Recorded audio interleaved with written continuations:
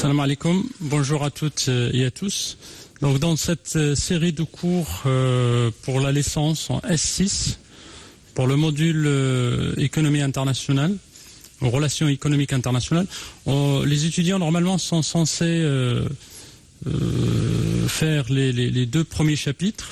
On va dire le premier chapitre qui retrace un petit peu les échanges commerciaux, les institutions et tout ce qui est relatif aux liens entre les liens commerciaux d'une manière générale entre les pays et la nature du commerce, l'évolution des flux commerciaux à travers le temps et entre les différentes pôles dans le monde.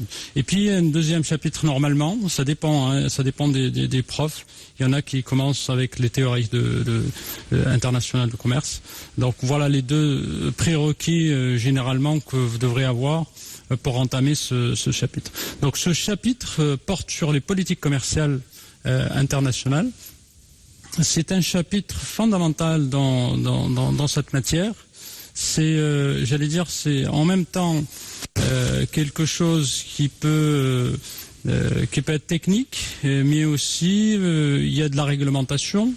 Les politiques commerciales, pour le dire d'une manière assez simple et très vite, c'est l'ensemble, des décisions, des dispositifs ou des mécanismes qu'un État ou une nation peut prendre pour défendre ses intérêts commerciaux, plutôt pour défendre ou pour protéger son économie, pour protéger ses consommateurs d'une manière générale.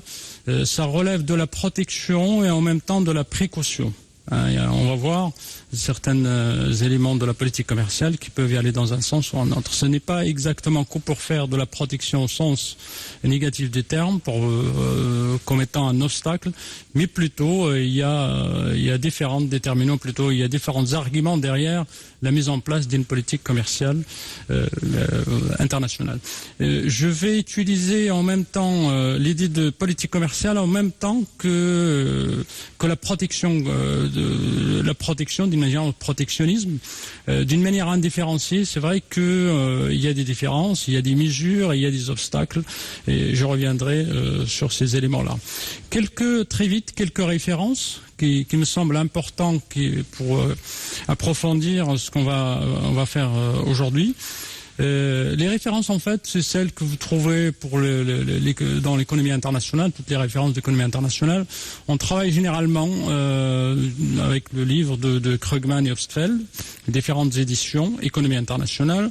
Sinon, vous avez une version aussi différente d'économistes français, des premiers sont américains, Micheli et Meyer, économie internationale, aussi un bouquin assez intéressant. Et puis, pour les étudiants, je crois c'est aussi intéressant de voir le livre de Gueulauchon-Bernard et avec ses co-auteurs, Économie internationale, où on a un cours et aussi des exercices corrigés dans l'édition d'Inno.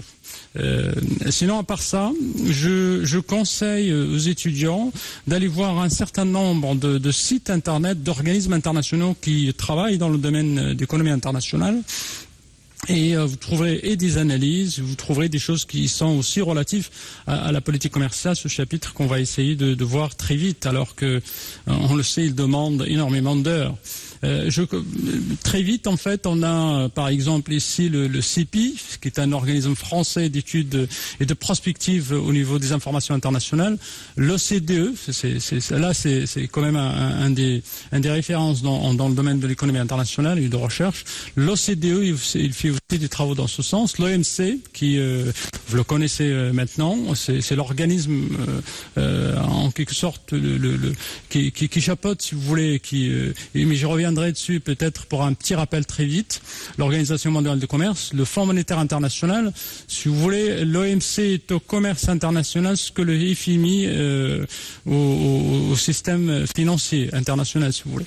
La Banque mondiale, la BRI, connue, c'est la Banque de règlements internationaux, qu'on peut appeler très vite comme étant la banque centrale des banques centrales. Le CNUSED, qui fait aussi des études, des développements, des analyses sur le commerce international et le développement de manière générale. CCI, c'est le Centre de commerce international. C'est un des organismes le plus important qui a un lien direct avec ce qu'on va faire. Le CCI, vous avez une base de données qui s'appelle TradeMap. Qui peut être très utile pour les étudiants et d'ailleurs et pour les institutionnels. L'OMD, c'est l'Organisation mondiale de la douane. WIT, c'est une base de données, ce qu'on appelle le World Integrated Trade System. C'est une base de données qui englobe un certain nombre de bases de données qui sont très utiles dans le domaine du commerce international. Comtrade, d'ailleurs, c'est une base de données sur le commerce bilatéral entre les différents pays et par zone. Donc, vous pouvez aller, vous pouvez la trouver directement au niveau du CNUSED, comme vous la trouverez directement aussi à partir de WIT. Trans, c'est une base de données qui est fondamentalement liée à ce chapitre, celui des politiques commerciales. Là, vous trouverez un petit peu tous les types de politiques commerciales qui existent, qui sont pratiquées par l'ensemble des pays membres de l'OMC ou de l'ensemble des pays d'ailleurs. Et c'est très détaillé par produit. Donc Trans, vous le trouvez dans WIT, vous le trouvez à partir de CNUSED. L'AEC, c'est plutôt l'Atlas of Economic Complexity. C'est un site internet ou plutôt une plateforme d'un centre de développement international à Harvard qui présente d'une manière schématique et très synthétique, très intéressante, les relations de commerce ou même par profil, par pays, vous trouvez ça. Et puis Eurostat et un tas d'autres.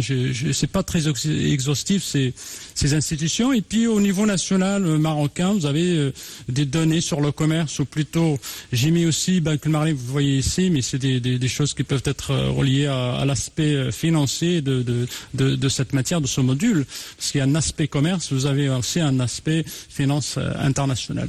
L'ACP, le ministère de la Finance, ministère de Commerce extérieur, d'ailleurs, l'Office d'échange. J'ai rajouté ici trendsense.ma, aussi un site au niveau national. Voilà. Donc pour y aller directement à le menu, si vous voulez, de ce chapitre de politique commerciale, on va essayer de voir 3, 4 à 5 points, ça dépendra du temps que nous est parti ici.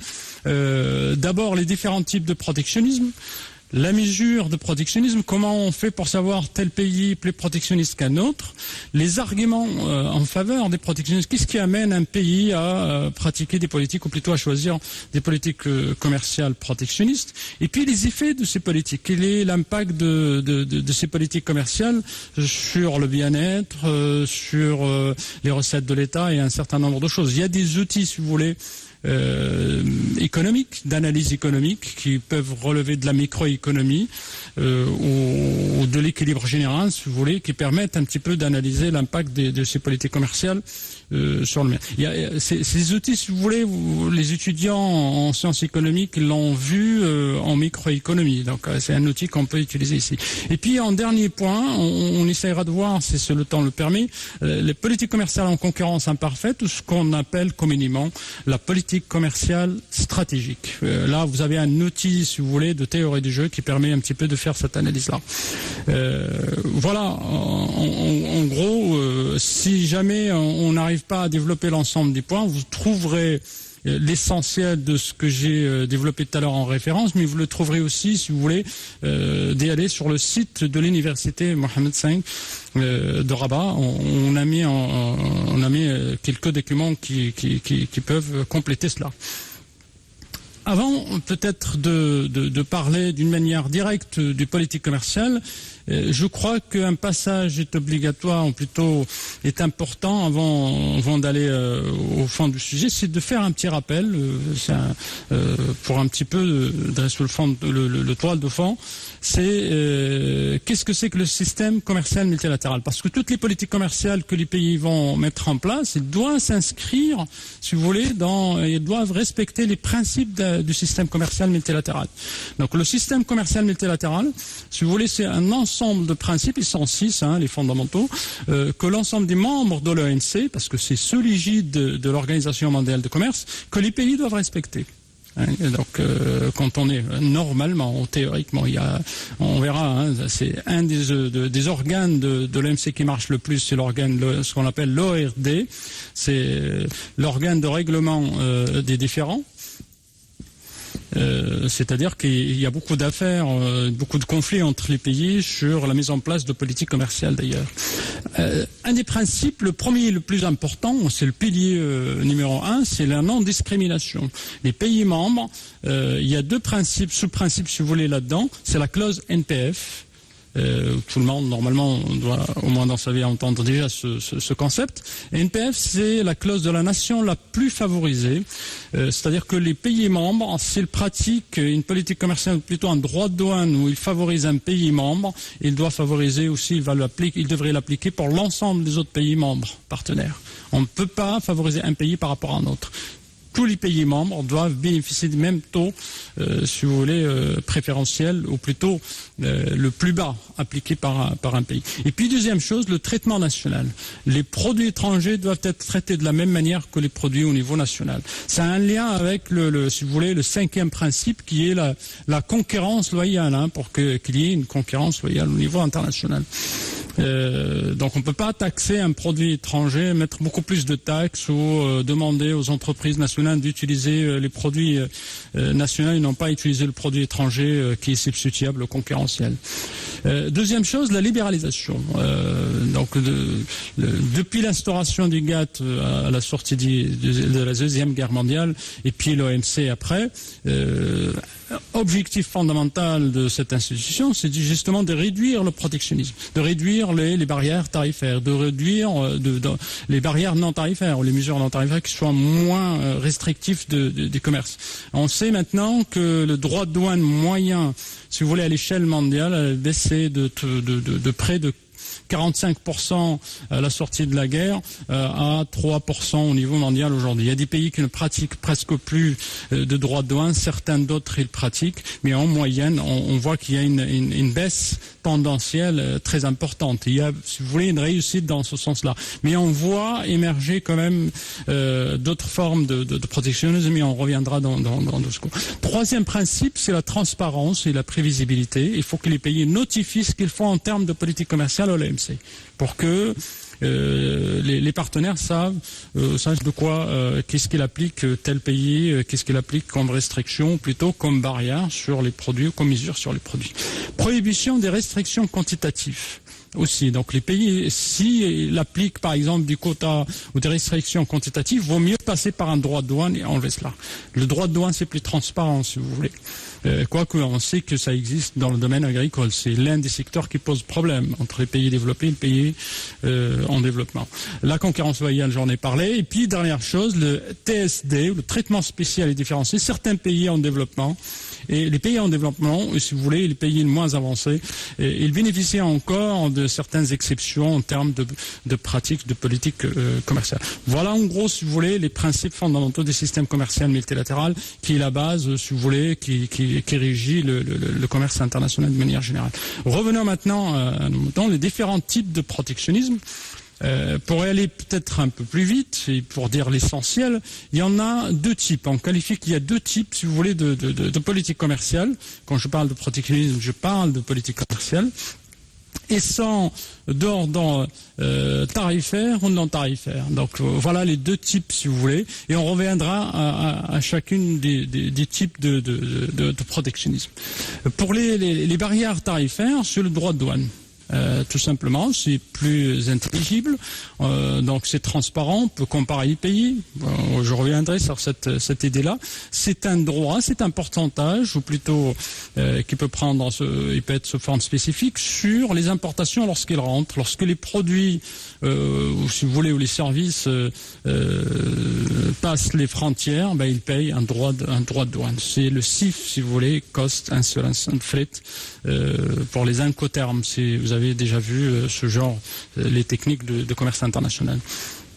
Donc, le droit de douane peut être ad valorem, c'est-à-dire c'est un pourcentage sur une valeur, ou il peut être spécifique, c'est-à-dire on paye une certaine somme, par exemple 1000 dirhams pour une tonne de sucre importé. Et voilà, vous voyez que c'est très simple. Je peux passer du spécifique vers la valeur M. Il y a différentes formes. Il y a ce qu'on appelle l'inside quota tariff rate ou l'outside quota tariff rate. C'est-à-dire on a un quota et en même temps un mélange entre quota et tarif bas avec quota. Et puis quand on arrive à la fin du quota, on met un tarif prohibitif, si vous voulez. Et puis il y a d'autres formes de droits, mais ça c'est transitoire. C'est ce qu'on appelle les droits compensateurs ou les droits anti-dumping ou les mesures de sauvegarde.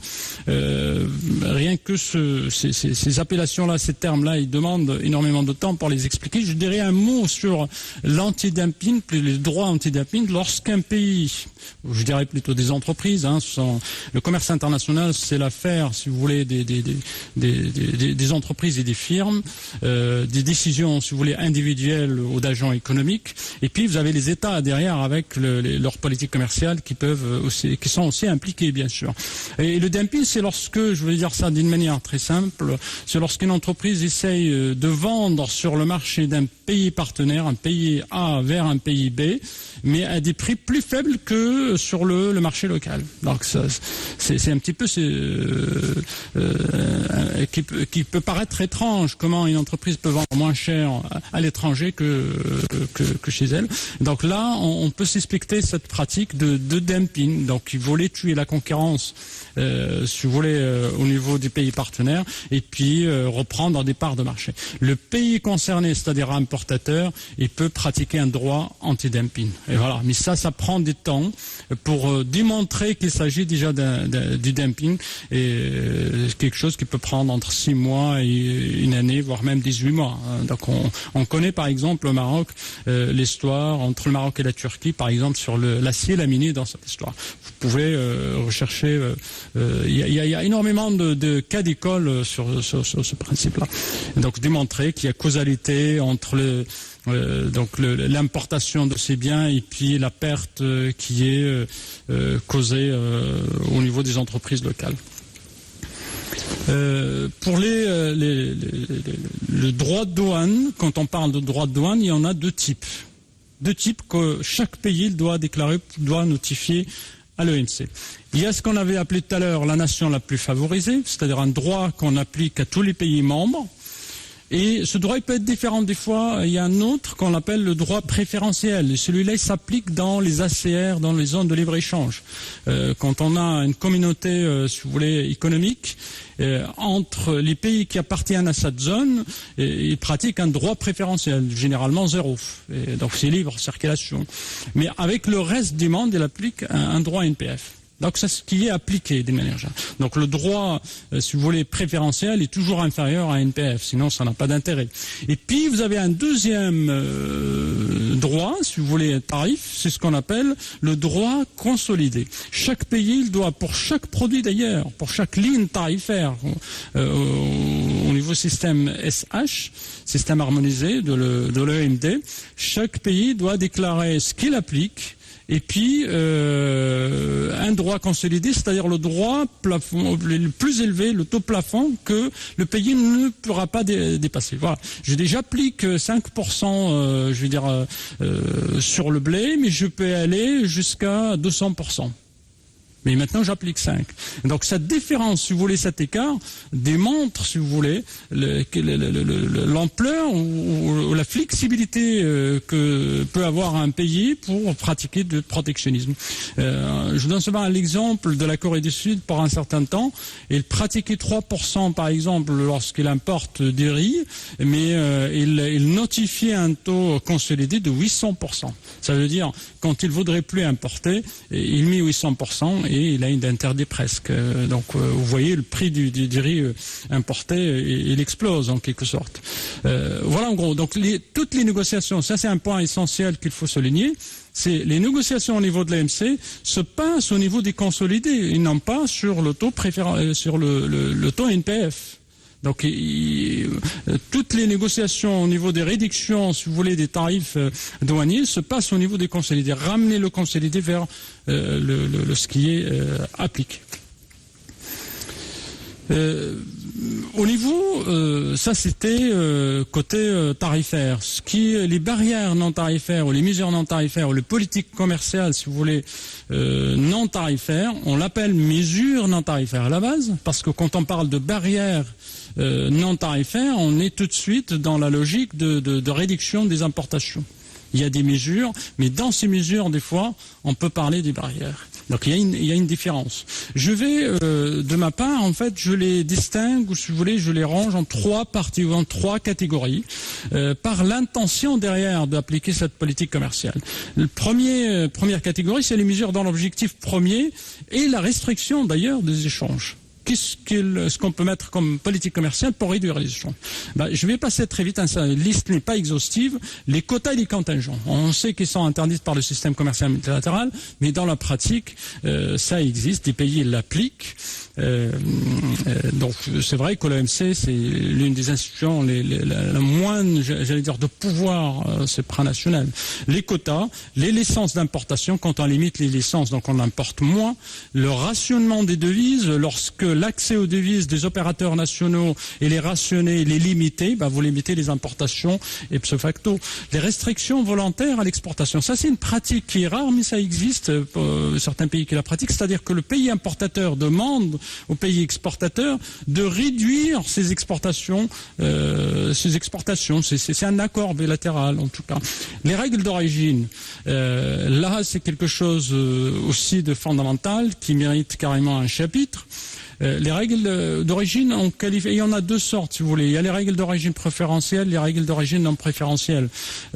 Tous les pays doivent savoir d'où vient le produit importé. Il y a une nationalité d'un produit. Quoique, aujourd'hui, avec les chaînes de valeur mondiales, c'est difficile de savoir l'origine, mais il est toujours appliqué. Rien que pour savoir d'où ça vient, pour des questions, si vous voulez, statistiques, et pour pratiquer des taux, est-ce qu'il fait partie d'un ACR ou d'une zone de libre-échange, donc il faut pratiquer le taux préférentiel ou il faut pratiquer le taux non préférentiel. Et donc dans la règle d'origine, s'il est très restrictive, peut aussi réduire les importations. Je dirais pas plus, c'est vrai que c'est un point assez important. Et puis on trouve aussi les subventions aux industries concurrentes. Si un pays subventionne ces industries qui sont en concurrence directe avec les importations, forcément il lui donne la possibilité d'avoir des marges de manœuvre sur les prix et de pratiquer des prix plus faibles que les produits importés. Et donc forcément il peut y avoir à qualité par exemple égale, un prix plus faible, forcément un choix rationnel il devrait aller vers le produit national. Donc ça peut être un moyen subventionner un secteur, c'est pour ça qu'ils sont d'ailleurs interdits par l'OMC ou par les règles de l'OMC, justement parce que ça peut fausser la règle de la concurrence, le principe fondamental aussi qui est la concurrence loyale. Deuxième catégorie, ce que j'appelle les mesures pour lesquelles la restriction du commerce n'est qu'un objectif secondaire. En fait, on ne fait pas ces politiques commerciales pour réduire les importations, quoique des fois ils sont utilisés d'une manière indirecte, comme on l'appelle ici. Mais voilà, comme par exemple les réglementations sanitaires, ce qu'on appelle les SPS, c'est les règles, ou plutôt les réglementations sanitaires et phytosanitaires. Je mets en place des normes et des règles de telle sorte à ce que les produits, quand elles rentrent, respectent ces normes-là.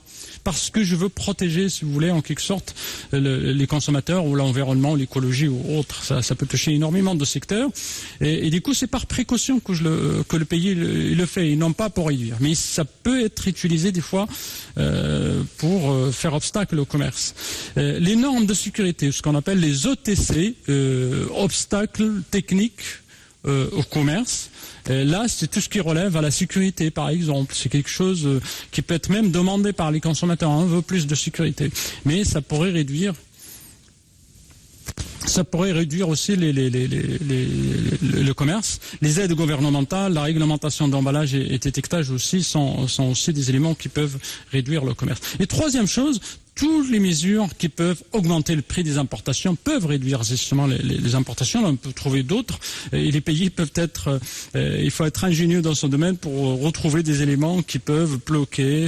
J'avais mis ici, par exemple, la production gouvernementale, le monopole de distribution. Si vous ne donnez pas la possibilité de distribuer des biens de vos partenaires, vous limitez les importations. Et puis, l'inspection avant expédition, si ça demande des temps, les colis aux entreposages. Quoique les pays sont justement normalement, tous les pays membres ils ont normalement négocié l'accord de facilitation des échanges, hein, donc la dématérialisation, si vous voulez, au niveau des douanes. Voilà en gros.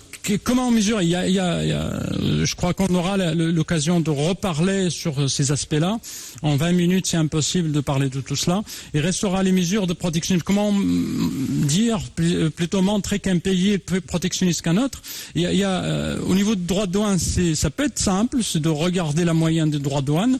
Mais là, l'idée de le problème de la pondération pose problème. Donc on ne pourrait pas comparer exactement. Malgré tout, c'est difficile. Les économistes passent par un moyen indirect. Ils regardent en fait le volume de commerce. Un pays qui a un volume de commerce extérieur par rapport à son PIB faible, ce qu'on appelle le taux d'ouverture est faible, peut-être qu'il est protectionniste. Quoique, les États-Unis, ils ont un PIB assez important, donc ça donne un taux d'ouverture très faible. Ça ne veut pas dire que le pays est très protectionniste. La Belgique, avec plaque tournante, si vous voulez, de commerce international au niveau de l'Europe, au centre de l'Europe, avec un taux d'ouverture qui dépasse les 100%. Donc il y a beaucoup de limites quand même cette méthode, mais ça peut donner des idées. Il faut la comparer par rapport aux autres politiques commerciales.